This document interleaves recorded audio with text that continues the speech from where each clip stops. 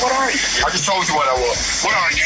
What are you is the question. Everywhere you go, you invade, steal, rape, rob, and kill us. Oh, really? Then you steal people's culture, then you have the nerve to have an attitude about it. Where's our reparations? Anti-Black racism is not only happening in the United States, it's actually happening all across the globe. And what we need now, more than ever, is a human rights movement that challenges systemic racism in every single context. Some white people may have to die. You stick with that?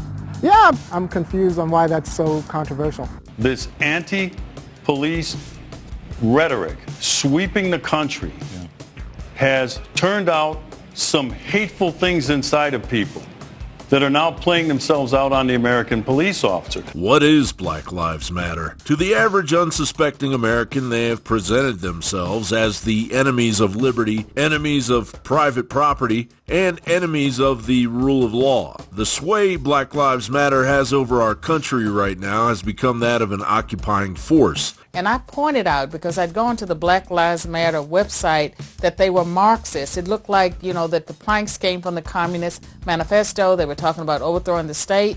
And at that time, I said that Black Lives Matter was a destructive force in our society, and it was a problem. And I caught a lot of grief for saying that. Now the founders of Black Lives Matter, they've come out as Marxists. I also think that the first thing I think is that we actually do have an ideological frame. Myself and Alicia in particular are trained organizers.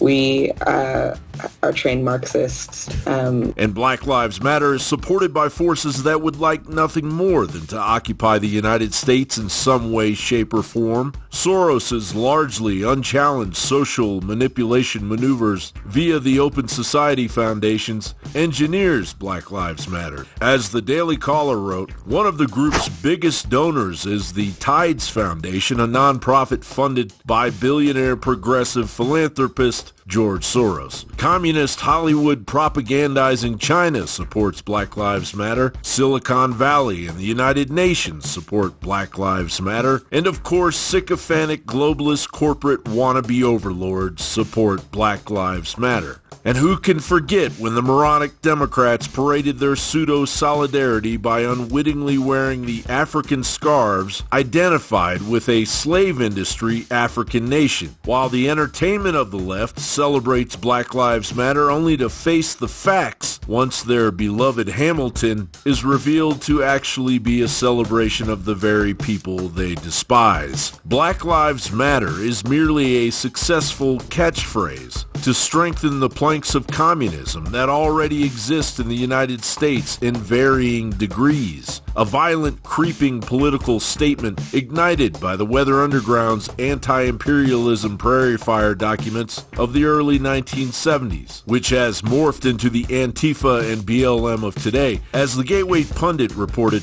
violent domestic terrorist Bill Ayers is officially linked to Antifa through his group Refuse Fascism. Refuse Fascism, a fascist organization that wishes to inhibit and deny the speech of conservatives, is partly funded by George Soros. It has organizers like Bill Ayers, and it is targeting youth across the country with the intention of indoctrinating and brainwashing individuals who nascent politically. Though it arrived with hushed overtones from the leftist media rather than a bold announcement, Black Lives Matter revealed their ridiculous demands, and it reads like a modern-day Weather Underground communist takeover. Judge this movement by its fruit, a tree rooted in treason, withering with death and hate. John Bound reporting.